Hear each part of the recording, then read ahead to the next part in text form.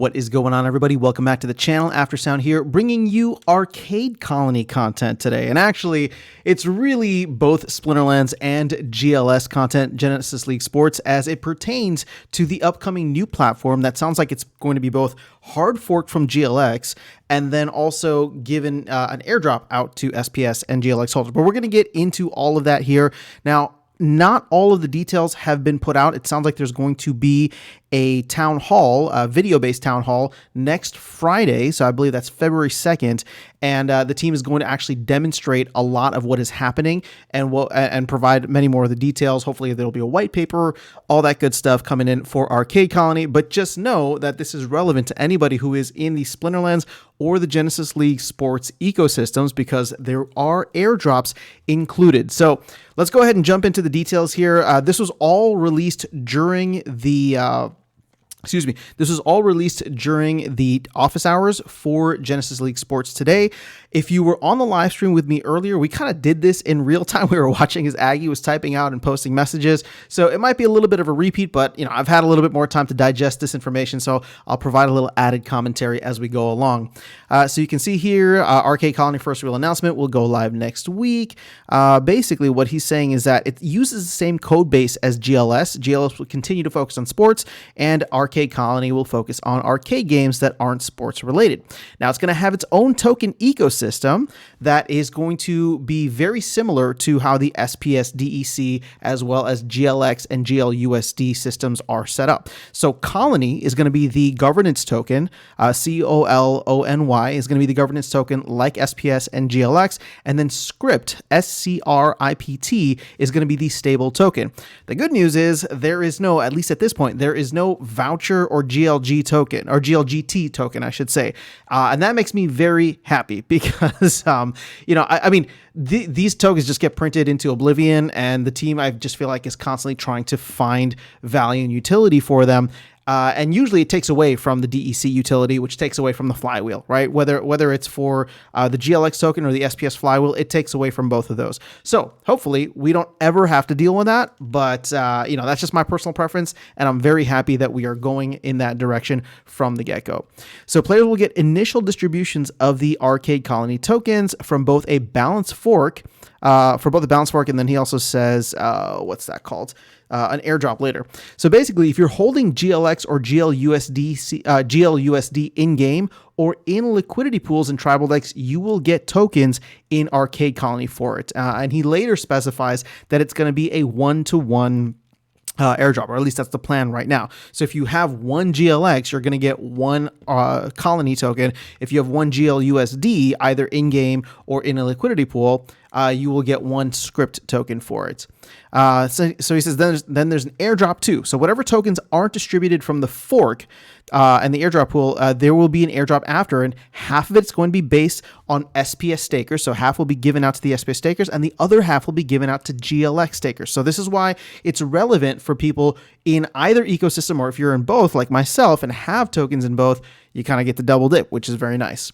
So let's see. We have a game that's already playable, which will be the first game on Arcade Colony. They're planning to demonstrate that with the third-party development team. So it was not the team that is part of GLS right now, but a brand new third-party team. I don't know if it's brand new, but a third-party team that put this game together. He's saying we'll see details for the white paper next week. And then he says first pre-sale of the Alpha Centauri packs for the first game will also go live as soon as the platform is stood up. And if it all goes according to plan, the game should be playable with rewards and on-chain components within 60 days. So this was all put out there on January 26th. So we're talking about maybe potentially by the end of March or early April. Like, that is not very far away. The name of the game is called Moon Carts. And I don't know. I started going down the Mario Kart road in my imagination, and, we'll get to see some alpha and some visual eye candy that maybe you can come up with your own conclusions, but that's where my mind went. You can see here it says it's the first joystick style game that we've put out. So yes, you own your NFTs and upgrade them like normal, but the play isn't selecting cards. It's a Unity game, so it'll feel like familiar kart races. Again, something like a Mario Kart, but have a whole Web3 layer. So the announcement will have more exact dates, but if you're looking to acquire AC tokens, you have about a month. So this is your warning now, about a month to stack GLX and GLUSD. After that, the airdrop starts, and you'll want both GLX and SPS. So let's see. That'll be by the end of February-ish. So somebody asked for what's that called? Clarification on the fork. And he said it's not an exact fork like Steam It to Hive where you have the same exact data used. The code base is the same, but we're not copying over every transaction. What will happen is that the number of tokens you have in AC will be based on the balances of staked GLX and GLUSD in-game and in liquidity pools. So again, we're going to get more details on this, and hopefully we'll see what the tokenomic structure looks like. We'll see what the white paper is. I can't wait to dive into that. I'm sure we'll be covering that here.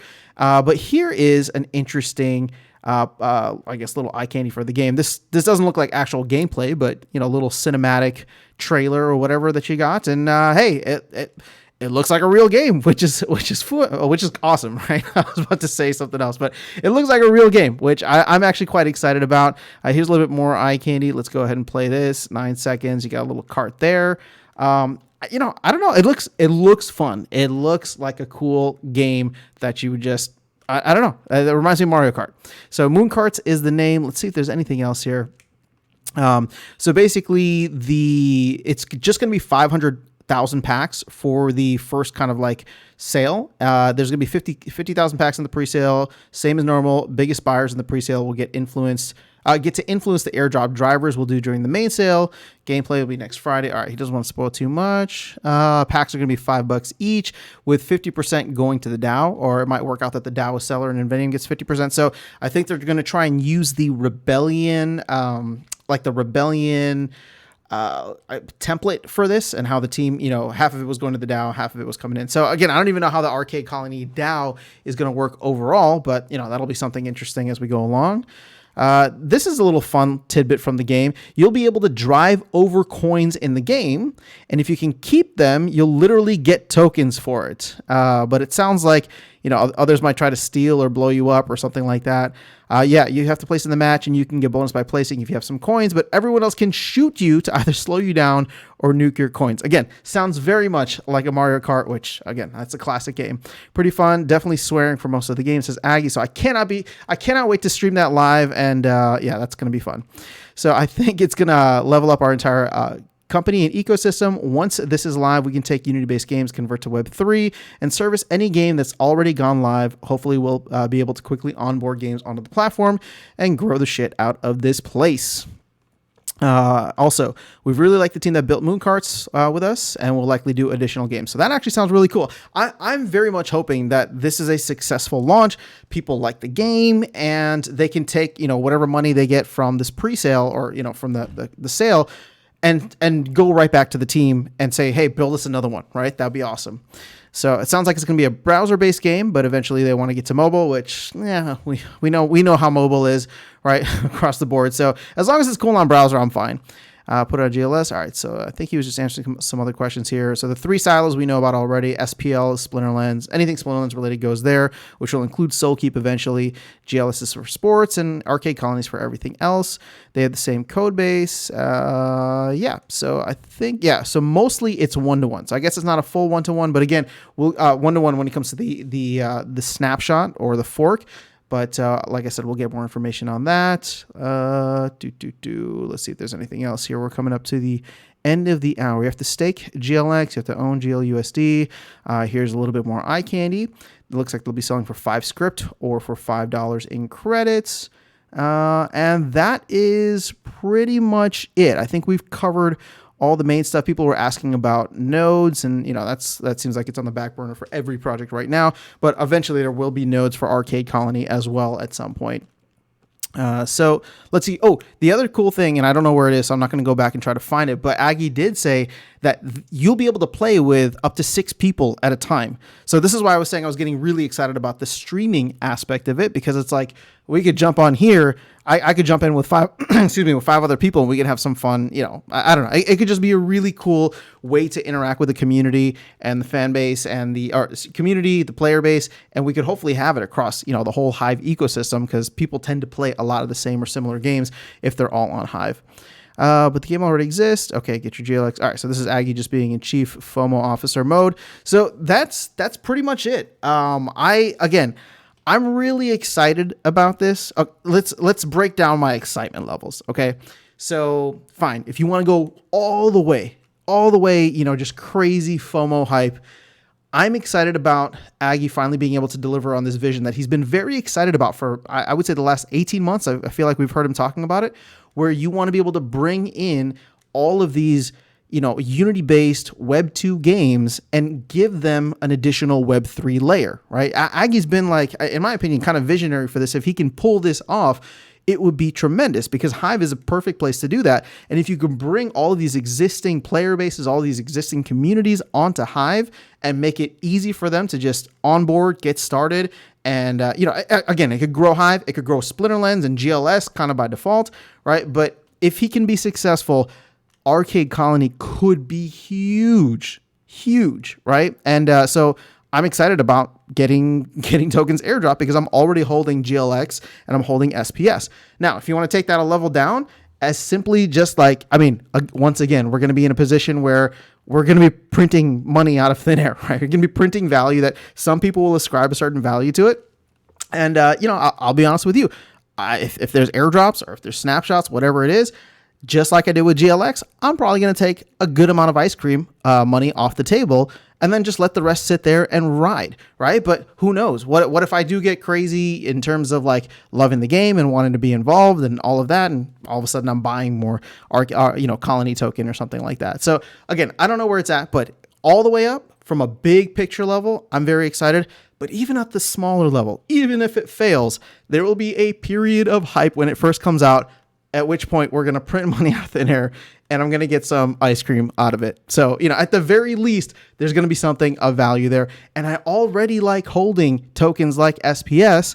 I'm holding my GLX, which was given to me because I was holding SPS. So I just feel like all this stuff's starting to feed into each other. And this is one of my things, going back to what I said earlier in the live stream, where it's like, if you just stick around during the bear market and you stay engaged, I just feel like this stuff will start to compound. And all of a sudden you're putting more bullets in the chamber that can potentially be like, your rocket ship to the moon. Weird metaphor, I know, but it's like, okay, I got SPS tokens because I like playing Splinterlands. Maybe Splinterlands takes off. Maybe it doesn't. But because I had SPS, I'm going to get GLX. And now because I had GLX and SPS, I'm going to get Arcade Colony. It only takes one of these games to absolutely take off and bring, a ton more people and eyeballs and interest into the Hive ecosystem. I'm not even talking about Web3 gaming, but just the Hive ecosystem. And I would say, the Hive ecosystem, or at least Splinterlands, is very small right now. Maybe 1,000 to 5,000 players, I think, is what we've been talking about. Maybe even less than that. So the idea of being able to, double, triple, 10x that just by bringing in 50,000 people, which is not a lot of people, right? If you saw the video that I did looking at the Discord members, if we were to bring in another 100,000 people, that could be literally 20x what we have right now.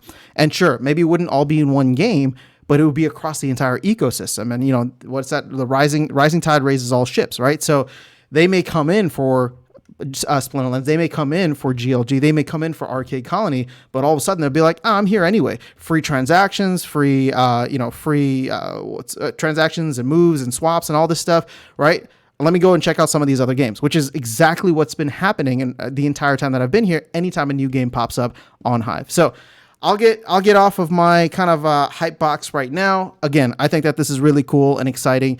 And at the very least, even if you don't care at all and you're going to sell all your Arcade Colony tokens, that should be pretty exciting, right? Because you're holding stuff, right? Either GLX or SPS already, and you're gonna get some benefits out of it. But if this thing can be as successful as Aggie's pushing for, and I'm really, really rooting for him to make it happen, I think that this could be absolutely huge. Just like I thought Genesis League could be huge, right? Genesis League Sports. And I know people are going to look at this and say, well, the GLG game is kind of mad. Well, again, that's the first iteration. We have so much, I think it's like 14 other projects that we've kind of like funded in the DAO, essentially where the DAO, like we can have those rewards come in from the DAO, right? But again, I'm kind of digressing here. I'm super hyped. Let me know your thoughts in the comments below. That is all I have for you guys in this video. Otherwise, I'll catch you all in the next one and see you around the game. Take care.